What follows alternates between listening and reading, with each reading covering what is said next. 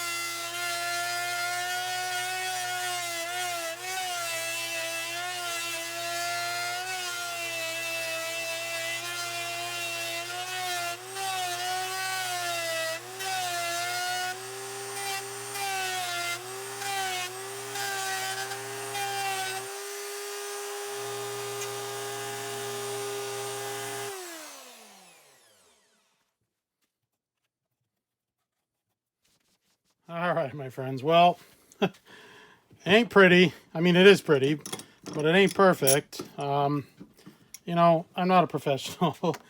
Here in the metal shop, my preferred bit, as you saw, is getting dull, and you saw the smoke pouring off it. I had the proper height for this one, and then I didn't realize that the depth for the neck pickup on the Telecaster was quite a bit. Wasn't anywhere near as deep, so I started digging into the bottom of that one. Anyway, just necessitated that I had to go back and clean up the route. This is way deeper than it needs to be, I think, for a humbucker, but so be it. And this one is not quite as deep, but it will be just fine, I think. Tested it with the template here. We are in great shape for both of these. Again, we're covered up by a pick guard. We're covered by the plate here. So again, we should be in good shape. So what I'm going to do is I'm going to take this upstairs. Actually, I'm going to leave the tape on for right now. I'm going to double, triple check that our pickups will go in as they should. I should have brought a pickup down here with me. And then we're just going to paint some shielding paint in here. It's black, so that will be nice. Anyway, there's the first step in the Eminence Front Telecaster. All right, much more to come. All right, so up here, guitar workshop. And anyway, sorry, let me collect my thoughts here. Should have done that before I turned the camera on. We're good. Pickups fit, no problem, in their slots. Good amount of room there for both. Tested this is a Seymour Duncan. This is not going in there, but it fits, and there's plenty of room. I did figure out that this black on black on black pick guard and this Godot tailpiece will not play nicely together. We're going to have to modify this a little bit, and that's no big deal. You get that when you're customizing. And this here, we are going to have, and I should have compensated for this and cut the ears just a little bit shallow, because this, and this is a, you know, see all that slop there? I should have, should have, would have left about, you know, maybe 1/8 of an inch on both sides, you know, because what we're going to get is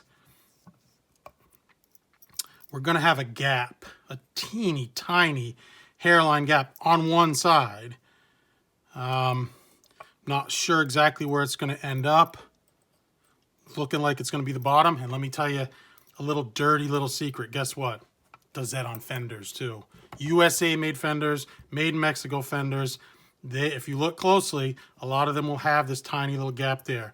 And quite honestly, everything's going to be black, black, black. You're not even going to notice it. And I may do a little trick there to cover it up. But that's where we're at. I'm going to get, like I said, I'm going to get some black shielding paint on there. I'm going to peel this off, get this cleaned up nice. I'm not going to necessarily take you along for the ride there with me painting these cavities, but that's what you have when you're customizing guitars. You're going to have little things like that. I wish I thought of that. They always give you extra room with the template, gives you extra room for slop, but that also, you know, if you think about it, that's to get your pickup directly centered under your strings that little bit. So it's all a compromise. It's all kind of a give and take. Maybe if I'd taken the little, you know, 16th on either side, 1/8 of an inch, like I said, then I wouldn't be able to get the pickup exactly underneath the strings. So, you know, be as precise as you possibly can, but, you know, we're building guitars. We're not sending a space shuttle in orbit of the Earth. All right, so yeah, let's get these painted up and rejoin me once we start beginning some assembly. All right, cool.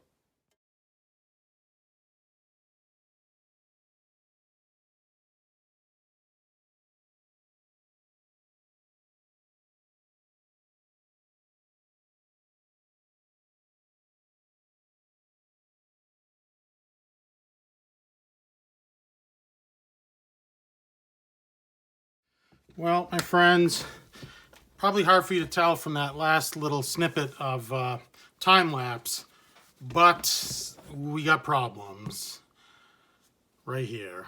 Can you see that? When I was peeling the tape off, it ripped a huge section of the clear coat right off of the guitar. And when I was peeling the tape, at first I almost thought it felt like it was cellophane, the way that it peeled off. So what happened? You know, I will take probably 50% of the blame here. The finish, I've had this guitar for months. The finish should be completely cured. However, like I said, I'll accept part of the blame here. I had just routed this, and as you saw in the video, my router blade is getting dull. I did put a good amount of heat into here. Possibly that added to it. I had that really wide tape on here, and it stuck really, really well to the finish. So I'd probably done, you know, some damage in here. And in all honesty, I didn't usually. I'll come through with an X-Acto knife or a pinpoint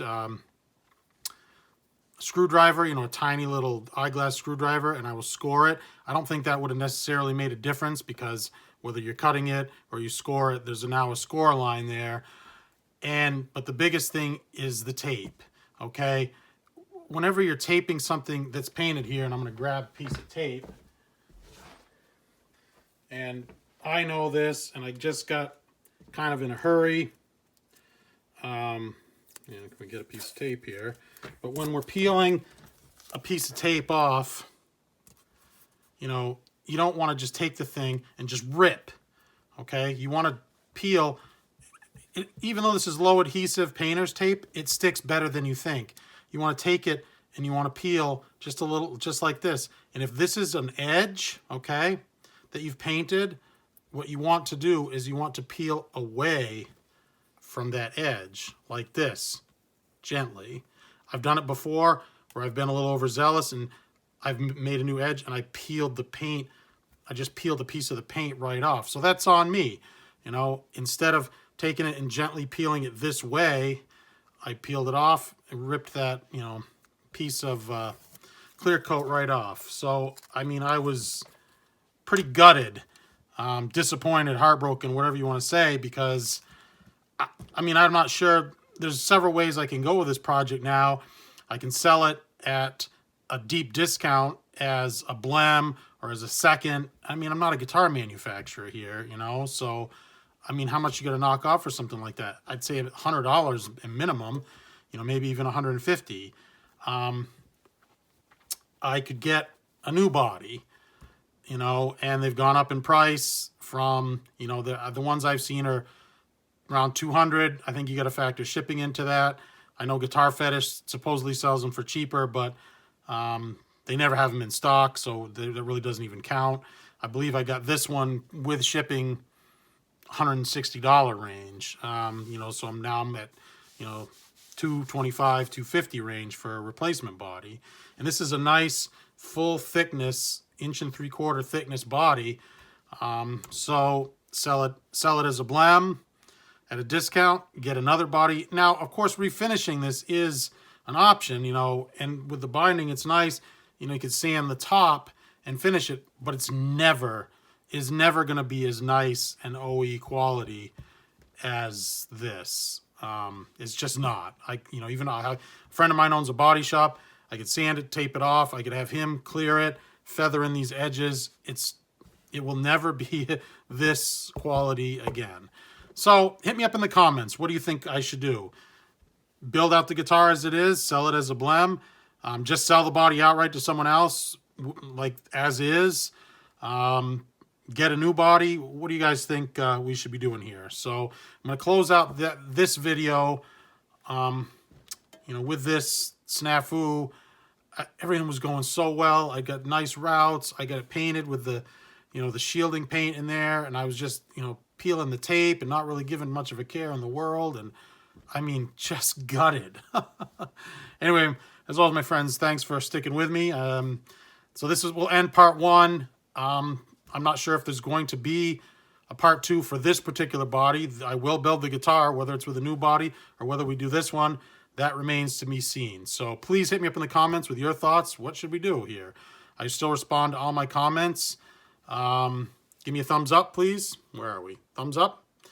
It really helps promote my videos and helps with the algorithm.